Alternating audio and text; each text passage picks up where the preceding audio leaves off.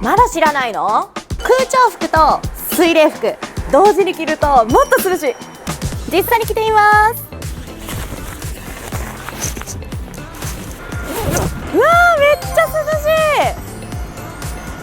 い。なんか冷たい風が通ってくる感じですね。空調服だけだと生ぬるい風が来るのが、水冷服を着ると冷たい風が来るのがすっごく気持ちいい。汗をかいてなくても最初から涼しい。これなら現場でスクワットもできちゃいますね。